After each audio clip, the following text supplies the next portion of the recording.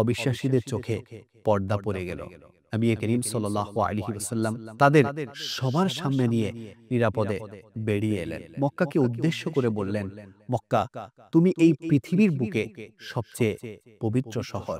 তুমি আমারও অতি প্রিয় শহর। নবী করিম সাল্লাল্লাহু আলাইহি ওয়াসাল্লাম এবং হযরত আবু বকর সিদ্দিক রাদিয়াল্লাহু তাআলা আনহু রাতের অন্ধকারে বেরিয়ে পড়লেন হিজরতের উদ্দেশ্যে। তারা এমন পথ দিয়ে উটের পিঠে চড়ে যাত্রা শুরু করবেন যেদিকে সাধারণত কেউ যায় না। কুরাইশরা চারদিকে তাদের দলবল পাঠিয়ে দিল। এক পর্যায়ে খুঁজতে খুঁজতে কুরাইশি লোকদের একটি দল পৌঁছল সওর গুহার কাছে।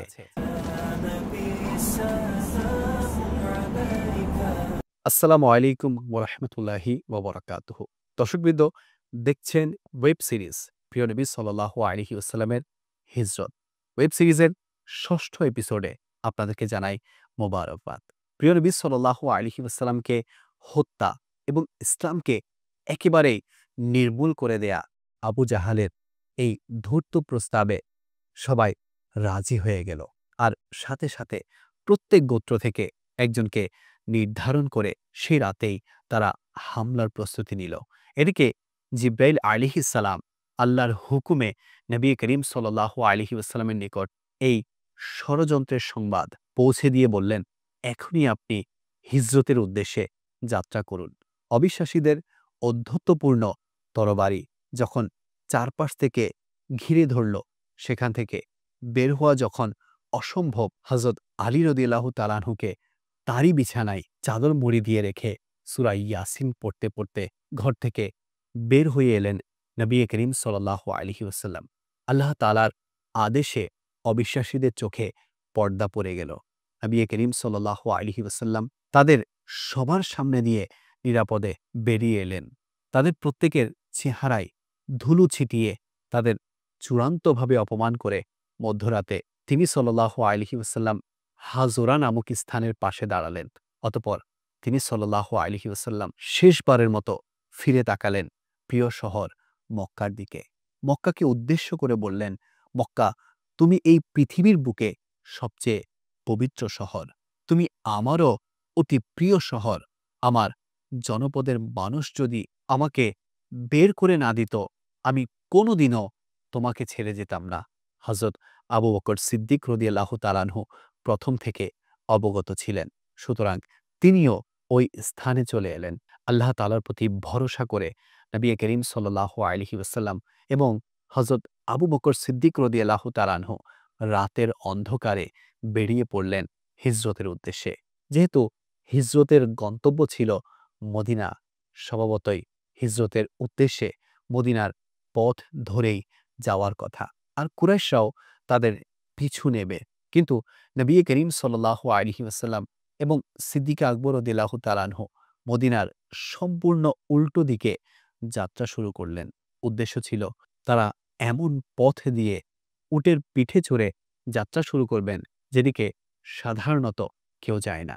প্রথম বিরতির স্থান ছিল গারে সওর বা সওর গুহা, যেখানে তারা ৩ দিন ৩ রাত কাটাবেন। অতঃপর সেখান থেকে একজন পথ প্রদর্শক আব্দুল্লাহ ইবনে উরাইকিত এগিয়ে নিয়ে যাবেন আরেক স্থানে। অন্যদিকে সিদ্দিক আকবর রাদিয়াল্লাহু তাআলা আনহু তার বড় ছেলে আব্দুল্লাহকে একটি দায়িত্ব দিলেন, আর তা হলো বাজারে নিয়মিত আসা যাওয়ার সময় অবিশ্বাসীদের কথাবার্তা শোনা, তাদের গতিবিধি লক্ষ্য করা আর এসব সংবাদ তার পিতার কাছে পৌঁছে দেয়া। দ্বিতীয় ব্যক্তি হলেন সিদ্দিক আকবর রাদিয়াল্লাহু তাআলা আনহুর মুক্ত করে দেয়া দাস আমর বিন ফুহাইরা। তিনি অর্থের বিনিময়ে ছাগল চড়াতেন। চারণভূমি থেকে কিছু ছাগল নিয়ে সেই গুহার কাছে এসে যেতেন। এরপর ছাগলগুলোর দুধ প্রিয় নবী সাল্লাল্লাহু আলাইহি ওয়াসাল্লাম এবং তার গুহার সাথী সিদ্দিক আকবর রাদিয়াল্লাহু তাআলা আনহুকে পান করাতেন।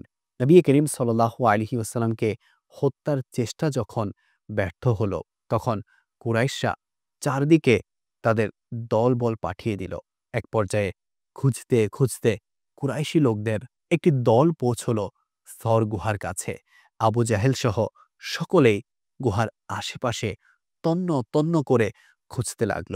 এই পরিস্থিতিতে সিদ্দিক আকবর রাদিয়াল্লাহু তাআলা আনহু প্রচণ্ড উদ্বিগ্ন হয়ে নবী করিম সাল্লাল্লাহু আলাইহি ওয়াসাল্লামকে বললেন, ইয়া রাসূলাল্লাহ, এরা যদি একটু পায়ের নিচে তাকায় তাহলেই তারা আমাদের দেখতে পাবে। নবী করিম সাল্লাল্লাহু আলাইহি ওয়াসাল্লাম ইরশাদ করলেন, তুমি কি সেই দুজন ব্যক্তির জন্য চিন্তিত যাদের সাথে স্বয়ং আল্লাহ রয়েছেন? আল্লাহর কি মহান পরিকল্পনা!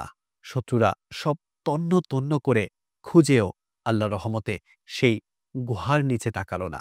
তাদের চোখ এড়িয়ে তৃতীয় দিন ভোরে আব্দুল্লাহ বিন উরাইকিতের সঙ্গে নবী করিম সাল্লাল্লাহু আলাইহি ওয়াসাল্লাম এবং সিদ্দিক আকবর রাদিয়াল্লাহু তাআলা আনহু আবারও বেরিয়ে পড়লেন গন্তব্যের উদ্দেশ্যে।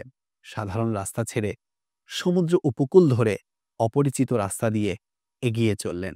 বিপদসংকুল পথ ও পথে সংঘটিত মুজিজা নিয়ে আগামী পর্বে আলোচনা করব ইনশাআল্লাহুল কারীম। যারা আগের পর্বগুলো এখনো দেখেননি, আমি অনুরোধ করব দেখে নিন, যাতে সম্পূর্ণ ঘটনা বুঝতে সুবিধা হয়। এই ওয়েব সিরিজের পূর্বের এপিসোডগুলো আপনারা দাওয়াত ইসলামীর সোশ্যাল মিডিয়ার পেজ দাওয়াত ইসলামী বাংলাদেশ নামক ইউটিউব পেজে পাবেন।